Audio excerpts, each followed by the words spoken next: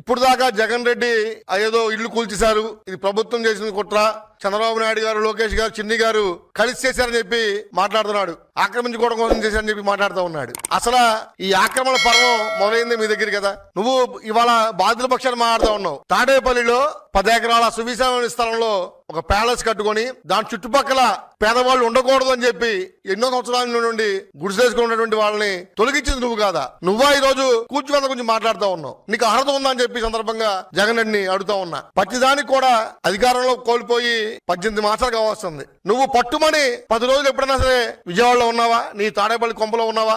ఎప్పుడు చూడు బెంగళూరు ప్యాలెస్ లో ఉంటుంది తప్ప, పారిపోయి ఇక్కడి నుంచి ప్యాలెస్ లో ఉంటుంది తప్ప విజయవాడలో ఎప్పుడున్నావు? నువ్వు ఉన్నాను అనిపించుకోవడం కోసం నెలకోసారి బలవసం చేస్తే ప్రజలు నమ్మే పరిస్థితి లేదు.